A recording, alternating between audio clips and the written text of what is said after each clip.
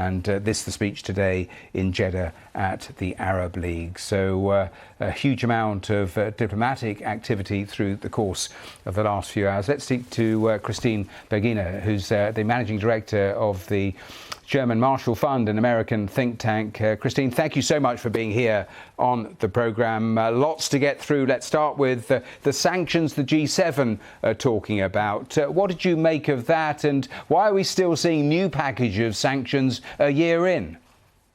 I think it's incredibly important that we have discussions about more sanctions. What would be a loss right now for the G7, for the democratic world, for the peace-loving world, would be for Russia to say, oh, we already got all of the cost.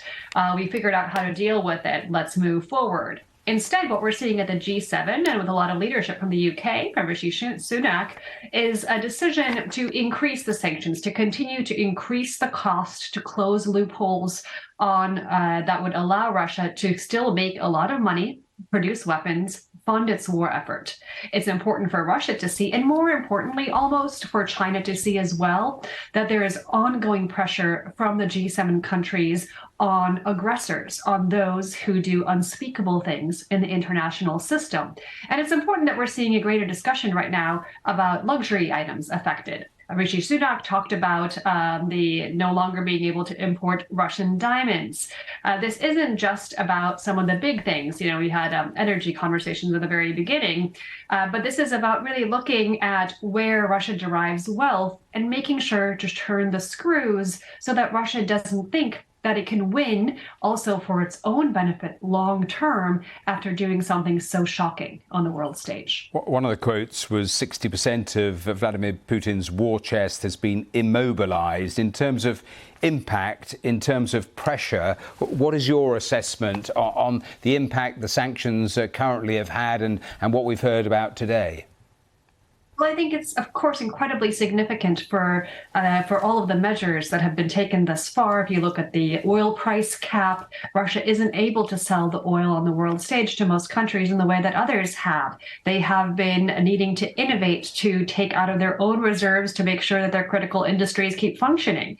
This affects their ability to keep producing missiles, to keep attacking Ukraine. That is important. But Russia is also very clever in how it tries to evade sanctions, using third countries, using imports of technologies that maybe we wouldn't consider dual use in order to continue to prosper as much as it can. So the response from the G7 side isn't just to say, yes, we put a bunch of sanctions on the table a year ago, we're done, but to, again, as in a chess match, counter Russia's evasion.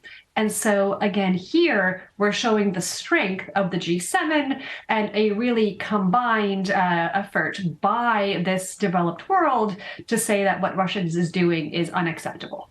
What do you make of Zelensky's diplomatic push? Because I referenced the fact he'd been around the European capitals. Now we see him talking to the Arab world. You know, he wants to join the EU, NATO, even the G7. I mean, in terms of your assessment of that and the effectiveness of that.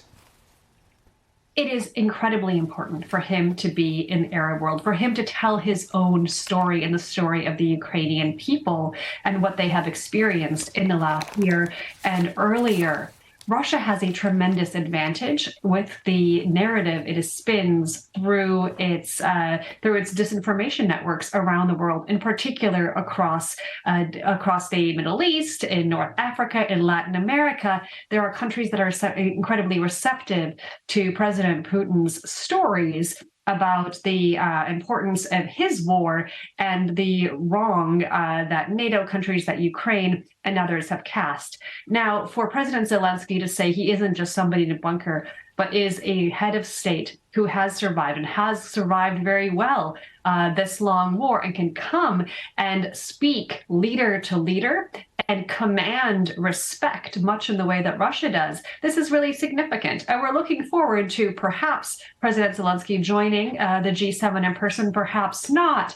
But there is symbolism in President Zelensky being out in public, having moral authority, but being present and powerful on this international stage. Just a quick final thought about China, because we know over the weekend a lot of the attention will turn to that and to how to cope with the growing, obviously, standoff there has been certainly between the US and China. But the difficulty is that some of the others in the G7 and those gathered there in Japan, what likelihood of a unanimous strategy when it comes to coping with Beijing? There is a lot of commonality, but there isn't unanimity. If we look at President Macron's trip to Beijing weeks ago, there was a lot of controversy afterwards that show the difference between a less hawkish position, perhaps by France, and more so by others like the United States.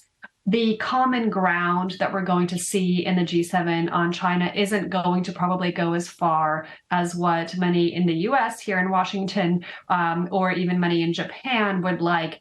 And there are questions about does Chinese economic coercion get called out explicitly? How far does pressure go on China?